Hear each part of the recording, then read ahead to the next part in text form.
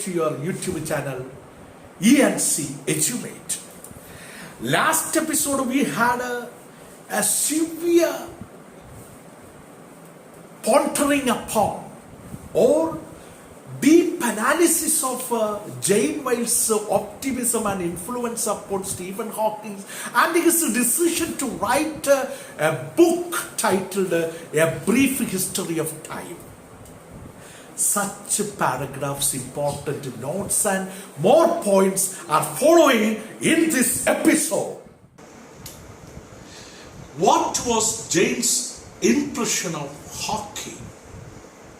So the episode declares the meeting of Stephen Hawking with Jane Wilde. Now the first question is, what was Jane's impression of Hawking?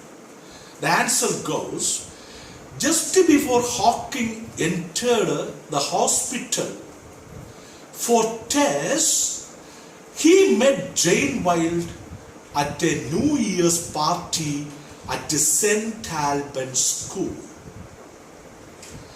She thought Hawking was very intelligent, eccentric and rather arrogant, but he was interesting. She liked his wit and fell in love with him.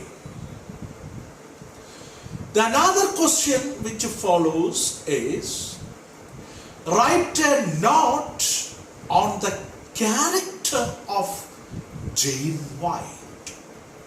Write a note on the character of Jane. Jane was a shy teenager with a strong faith in God. This faith was ingrained or imprinted in her by her mother. She believed that good can come out of any adversity, any problem, any struggle. When she met Hawking after his discharge from the hospital, after his discharge from the hospital, he was in sad state.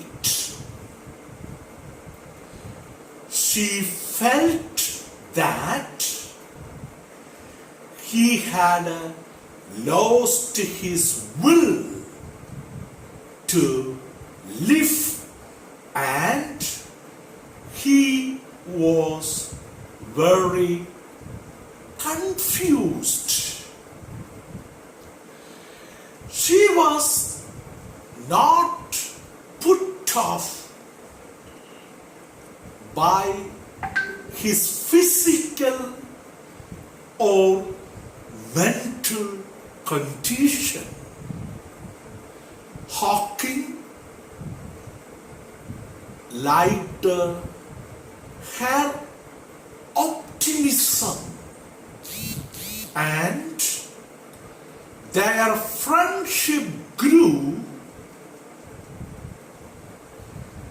They thought that together they could make something good. Another question is also about Jane. How did Jane's optimism influence Hawking? How did Jane's optimism influence Hawking? So there is also Jane Wiles's picture is given. Let's go for the answer. Jane's optimism. So Jane's optimism should be written there after Jane's. Jane's optimism, O-P, optimism, that should be added there. Yes. Jane's optimism made a big difference for Stephen. He applied for a research fellowship at Caius. You can pronounce as Caius, one of the colleges of Cambridge University, in July 1965. He married Jane. They had 3 children. In fact means truly or really, it was Jane who gave moral support to Hawking to overcome or defeat his adversities or his difficulties and problems and disabilities, mental as well as physical disabilities or adversities, and to do something great for mankind, sacrificing his life for doing something great for mankind. Another question is, it is a personal observation. By reading the profile of a quest for a theory of everything regarding Stephen Hawking, you must have to justify your answer. Is Stephen Hawking really a great mind? In comparison, on par with means in comparison with the lights of Einstein and Newton. With the comparison of Einstein and Newton, is Stephen Hawking really a great mind? Justify your answer, your own opinion you can suggest to them. So this is a model answer I give you. Please go through and write down. It is not fair to have a justification. Question is justify your answer. So it is not fair to have a justification on the works of Hawking, Newton and Einstein. So remember the first sentence is, it is not fair to have a justification on the work of Hawking. Full stop there. Newton and Einstein are giants ruling the world science. That is an accepted fact. Einstein and Newton are giants, very prominent personalities ruling the world science. Hawking has said significant things about the universe and asked significant and penetrating questions. Significant question only I have written. From the textbook we can understand that he asked significant and penetrating questions. P-E-N-E-T-R-A,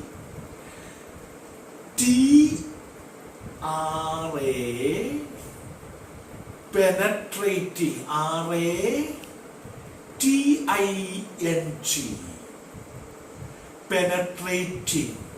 penetrating questions.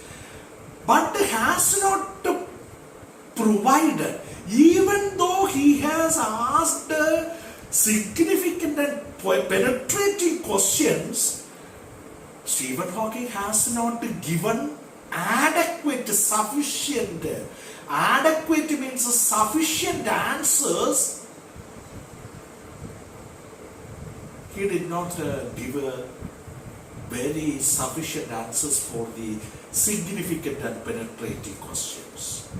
Hawking's questions were daring, unexpected, and penetrating during the sessions. During the sessions were involved some of the most famous and distinguished scientists. You see, who were the participants of the sessions? The sessions were involved or involving some of the most famous and distinguished scientists in the world. This is how he earned his name as genius. Genius spelling is wrong there. Genius. O is not there. That is how he got his name as a genius and as another Einstein. Hence, I agree to this statement. Hence, I agree to this statement. The another question is, list the interesting facts. List the interesting facts dealt with in Hawking's book. The last question is, list the interesting facts dealt with in Hawking's book.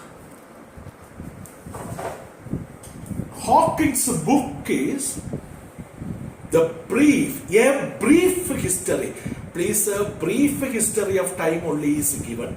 Really, the original title is A Brief History of Time.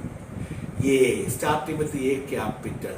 A Brief History of Time. So, there are interesting facts or truth explained within Hawking's book titled A Brief History of Time. Let us see what are those interesting facts dealt within Hawking's book A Brief History of Time. So when I taught you, I asked several questions. These are the interesting facts. Where did the universe come from?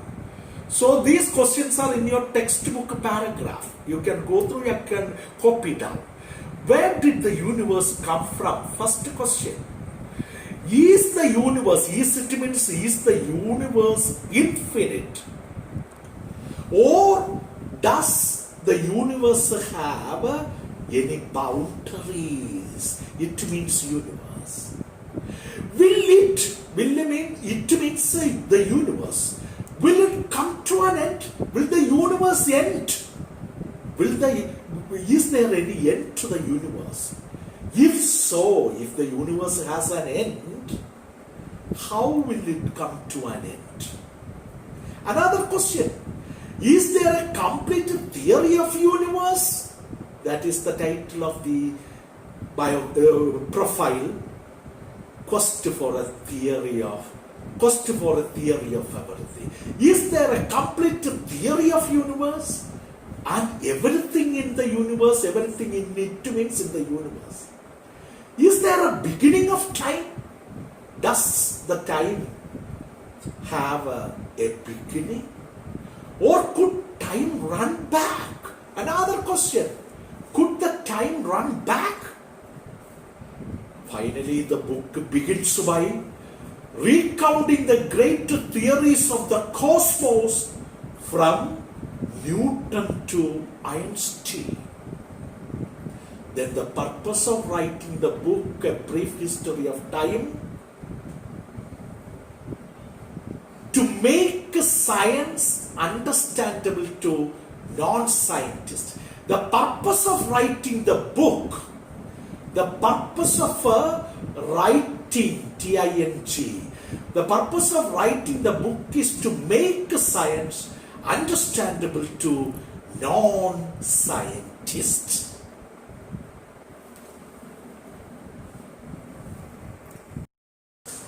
I hope you have taken down all the important questions and answers. By the way, you might have gathered up more points to attempt any question coming from a quest for a theory of everything. I hope you cherished this episode. Don't forget to subscribe. Wish you all the best. Thank you.